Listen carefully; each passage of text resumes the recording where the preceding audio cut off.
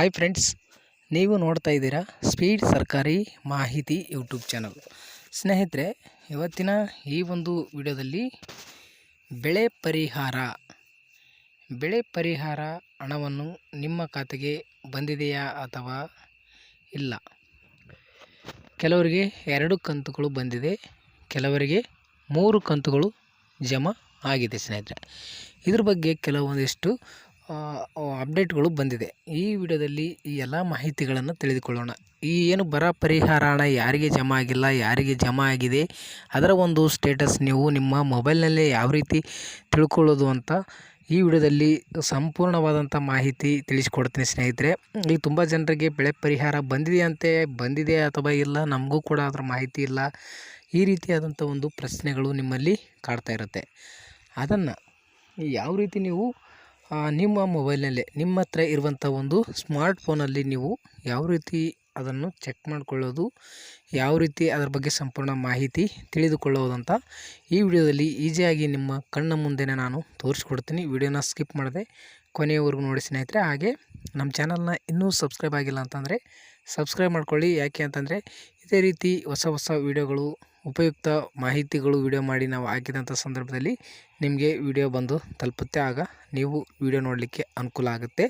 ಪ್ರತಿಯೊಂದು ಹೊಸ ಅಪ್ಡೇಟ್ಗಳು ನೀವು ಕೂಡ ತಿಳಿದುಕೊಳ್ಬೋದು. ಸ್ನೇಹಿತರೆ, ಬನ್ನಿ ಒಂದು ಬೆಳೆ ಪರಿಹಾರ ಹಣವನ್ನು ಯಾವ ರೀತಿ ನಾವು ಚೆಕ್ ಮಾಡಿಕೊಳ್ಳುವುದು ಅಂತ ಇಲ್ಲಿ ಮಾಹಿತಿನ ನಾನು ತಿಳಿಸ್ಕೊಡ್ತೀನಿ. ಸ್ನೇಹಿತರೆ, ನಿಮ್ಮ ಒಂದು ಕ್ರೋಮ್ ಬ್ರೌಸರ್ ಓಪನ್ ಮಾಡ್ಕೊಳ್ಳಿ. ನಿಮ್ಮ ಮೊಬೈಲ್ನಲ್ಲಿ ಇರುವಂಥ ಯಾವುದಾದ್ರೂ ಒಂದು ಗೂಗಲ್ ಕ್ರೋಮ್ ಬ್ರೌಸರ್ ಓಪನ್ ಮಾಡ್ಕೊಳ್ಳಿ. ಓಪನ್ ಆದ ನಂತರ ಇಲ್ಲಿ ಸರ್ಚ್ ಬಾರಲ್ಲಿ ಸರ್ಚ್ನಲ್ಲಿ ನೀವು ಬೆಳೆ ಪರಿಹಾರ ನೋಡಿ, ಬೆಳೆ ಪರಿಹಾರ ಅಂತ ನೀವು ಸರ್ಚ್ನ ಮಾಡ್ಕೊಳ್ಳಿ. ಸ್ನೇಹಿತರೆ, ಬೆಳೆ ಪರಿಹಾರ ಅಂತ ಸರ್ಚ್ ಮಾಡಿದರೆ ನಿಮಗೆ ಬರುತ್ತೆ. ಇಲ್ಲಿ ನೀವು ನೋಡ್ಬೋದು, ನೀವು ಇಲ್ಲಿ ಪರಿಹಾರ ಅಂತ ಬರುತ್ತೆ. ಇಲ್ಲಿ ಅದನ್ನು ಟಚ್ ಮಾಡಲಿಕ್ಕೆ ಹೋಗಬೇಡಿ. ಇಲ್ಲಿ ಇನ್ಪುಟ್ ಸಬ್ಸಿಡಿ ಅಂತ ಕಾಣಿಸ್ತಿದೆ, ನೀವು ನೋಡ್ಬೋದು. ಇನ್ಪುಟ್ ಸಬ್ಸಿಡಿ ಮೇಲೆ ನೀವು ಕ್ಲಿಕ್ನ ಮಾಡ್ಕೊಳ್ಬೇಕು. ಸ್ನೇಹಿತರೆ, ಇಲ್ಲಿ ನೋಡ್ಕೊಳ್ಳಿ, ಇನ್ಪುಟ್ ಸಬ್ಸಿಡಿ ಅಂತ ಏನು ಕಾಣುತ್ತೆ ನಿಮಗೆ ಬೆಳೆ ಪರಿಹಾರ ಈಗಾಗಲೇ ತುಂಬ ಜನರಿಗೆ ಜಮಾ ಆಗಿದೆ. ಯಾರಿಗೆ ಜಮಾ ಆಗಿಲ್ಲ ಅವರು ಕೂಡ ಕೆಲವೊಂದಿಷ್ಟು ಅಪ್ಡೇಟ್ಗಳಿದೆ. ಅವರೇನಾದರೂ ಆಧಾರ್ನ ಲಿಂಕ್ ಆಗಿರಲಾರ್ದೇ ಇರ್ಬೋದು. ಕೆಲವು ಬಾರಿ ಆಧಾರ್ ಇನ್ಯಾಕ್ಟಿವ್ ಆಗಿರುತ್ತೆ. ಈ ರೀತಿಯ ಸಮಸ್ಯೆ ಆದಂಥ ಸಂದರ್ಭದಲ್ಲಿ ಅವರಿಗೆ ಬರೋದಿಲ್ಲ. ಅವ್ರ ಬ್ಯಾಂಕ್ ಖಾತೆನ ಪರಿಶೀಲಿಸಿ, ಒಂದು ವೇಳೆ ಆಧಾರ್ ಕಾರ್ಡಲ್ಲಿ ಒಂದು ಹೆಸರು, ಪಹಣಿಯಲ್ಲಿ ಒಂದು ಹೆಸರು ಏನಾದರೂ ಸ್ವಲ್ಪ ಸ್ಪೆಲ್ಲಿಂಗ್ ಮಿಸ್ಟೇಕ್ ಇದ್ದರೂ ಕೂಡ ಬೆಳೆ ಪರಿಹಾರ ನಿಂತೋಗಿರುತ್ತೆ. ಇದನ್ನು ಕೂಡ ನೀವು ಗಮನ ಹರಿಸಬೇಕಾಗತ್ತೆ. ಇದ್ರ ಬಗ್ಗೆನೂ ನೀವು ಗಮನ ಹರಿಸಿದಾಗ ಅದು ಏನಾದರೂ ಅಲ್ಲಿ ಸ್ವಲ್ಪ ಮಿಸ್ಟೇಕ್ ಆಗಿದ್ದರೆ ಬ್ಯಾಂಕ್ ಖಾತೆಯಲ್ಲಿ ಕೂಡ ಒಂದೇ ಹೆಸರು ಇರಬೇಕು. ಅಲ್ಲಿ ಹೆಸರು ಕರೆಕ್ಟಾಗಿ ಇದೆ ಅಂತ ಹೇಳ್ತಾರೆ, ಆದರೆ ಆಧಾರ್ ಕಾರ್ಡಲ್ಲಿ ಏನಾದರೂ ಒಂದೇ ಒಂದು ಸ್ಪೆಲ್ಲಿಂಗ್ ಮಿಸ್ಟೇಕ್ ಆದರೂ ಕೂಡ ಇದಕ್ಕೂ ತೊಂದರೆ ಆಗುತ್ತೆ. ಸ್ನೇಹಿತರೆ, ನಿಮ್ಗೆ ಗೊತ್ತಿದೆ, ಆಲ್ರೆಡಿ ತುಂಬ ಜನರಿಗೆ ಗೊತ್ತಿರುತ್ತೆ, ಕೆಲವರಿಗೆ ಗೊತ್ತಿರೋದಿಲ್ಲ. ಆ ಕಾರಣದಿಂದ ಹೇಳ್ತಾ ಇರುವಂಥದ್ದು.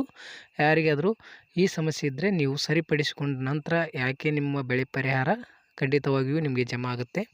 ನಿಮಗೆ ಬಿಡುಗಡೆ ಆದಂಥ ಹಣ ಎಲ್ಲಿಗೂ ಹೋಗೋದಿಲ್ಲ, ಅದು ಇರುತ್ತೆ. ನೀವು ಆ ಸಮಸ್ಯೆಗಳನ್ನು ಪರಿಹರಿಸಿದ ನಂತರ ನಿಮ್ಮ ಬ್ಯಾಂಕ್ ಖಾತೆಗೆ ಆಟೋಮೆಟಿಕ್ಕಾಗಿ ಅದು ಕ್ರೆಡಿಟ್ ಆಗುತ್ತೆ. ಸ್ನೇಹಿತರೆ, ಬನ್ನಿ ಯಾವ ರೀತಿ ನಾವು ಸರಿಯಾಗಿ ಇದ್ದಂಥವ್ರಿಗೆ ಏನು ಬೆಳೆ ಪರಿಹಾರ ಬಂದಿದೆ ಅವರ ಒಂದು ಸ್ಟೇಟಸ್, ಅವರಿಗೆ ಎಷ್ಟು ಜಮಾ ಆಗಿದೆ, ಏನು ಎತ್ತ ಅಂತ ಸಂಪೂರ್ಣವಾದಂಥ ಮಾಹಿತಿ ಯಾವ ರೀತಿ ತಿಳಿದುಕೊಳ್ಳುವುದು ಅಂತ ನೋಡೋಣ. ಈ ರೀತಿ ಇನ್ಪುಟ್ ಸಬ್ಸಿಡಿ ಅಂತ ಕ್ಲಿಕ್ ಮಾಡಿದ ನಂತರ ಈ ರೀತಿಯಾಗಿ ಬರುತ್ತೆ, ನೋಡ್ಬೋದು. ಸ್ನೇಹಿತರೆ, ಇಲ್ಲಿ ಇನ್ಪುಟ್ ಸಬ್ಸಿಡಿ ಪರಿಹಾರ ಹಣ ಸಂದಾಯದ ವಿವರಗಳು, ಪರಿಹಾರ ಪೇಮೆಂಟ್ ರಿಪೋರ್ಟ್ ಅಂತ ನೋಡಿ. 9/3/2025 ನಾನು ರೆಕಾರ್ಡ್ ಮಾಡಿದ್ದೀನಿ. ಅಂದರೆ ನೈಟ್ ರೆಕಾರ್ಡ್ ಮಾಡಿರೋದ್ರಿಂದ ಇವತ್ತು 10ನೇ ತಾರೀಕಿನಂದು ನಾನು ಅಪ್ಲೋಡ್ ಆಗ್ತಾ ಇರುವಂಥದ್ದು. ಹಾಗಾಗಿ ಇಲ್ಲಿ ನೋಡ್ಕೊಳ್ಬೋದು, ಸೆಲೆಕ್ಟ್ ಇಯರ್ ಅಂತ ಇದೆ. ನೀವು ವರ್ಷ ಆಯ್ಕೆ ಮಾಡ್ಕೊಳ್ಬೇಕು, ಯಾವ ವರ್ಷದಲ್ಲಿ ಅನ್ನೋದು ಸೆಲೆಕ್ಟ್ ಮಾಡ್ಕೊಳ್ಳಿ.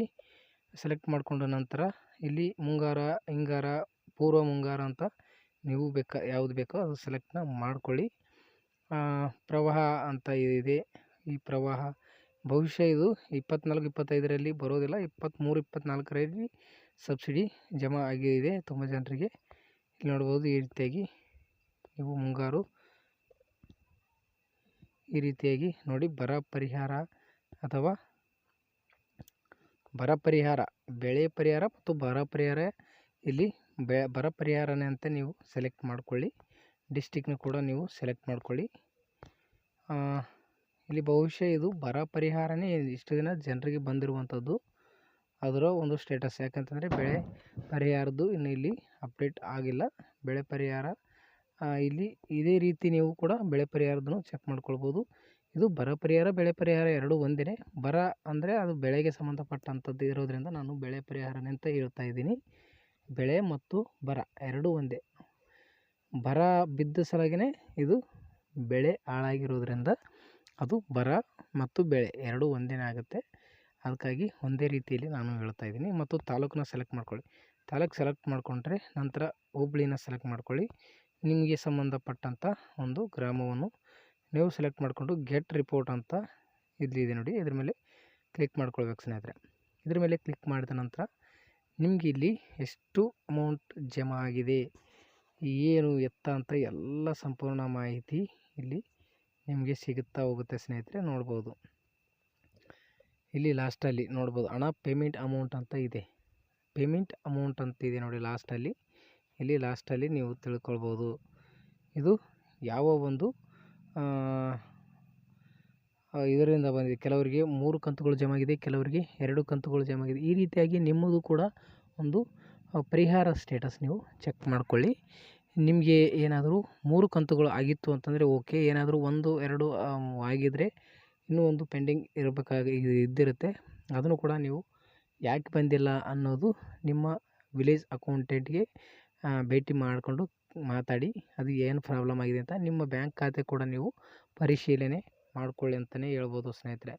ಯಾಕೆಂತಂದರೆ ಬ್ಯಾಂಕ್ ಖಾತೆ ಪರಿಶೀಲನೆ ಮಾಡ್ಕೊಳ್ಳದೇ ಇದ್ದರೆ ನಿಮಗೆ ಹಣ ಬರೋದಿಲ್ಲ. ಕೆಲವು ಬಾರಿ ನಮ್ಮದೆಲ್ಲ ಸರಿ ಇತ್ತು, ಯಾವ ರೀತಿ ಯಾಕೆ ಬಂದಿಲ್ಲ ನಮ್ಗೆ ಅಂತಿರ್ತಾರೆ. ಕೆಲವು ಬಾರಿ ಅದು ಆಟೋಮೆಟಿಕ್ಕಾಗಿ ಬ್ಯಾಂಕ್ ಏನಾದರೂ ಸಮಸ್ಯೆಯಿಂದ ಅದು ಇನ್ಯಾಕ್ಟಿವ್ ಆಗಿರುತ್ತೆ.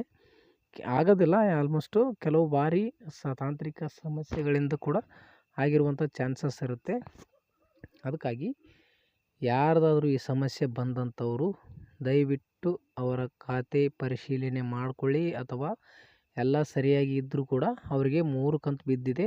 ತುಂಬ ಜನರಿಗೆ ಅಮೌಂಟ್ 3 ಕಂತುಗಳಲ್ಲಿ ಬಿದ್ದಿದೆ. ಕೆಲವರಿಗೆ 20,000 ಬಿದ್ದಿದೆ, ಕೆಲವರಿಗೆ 30,000 ಬಿದ್ದಿದೆ.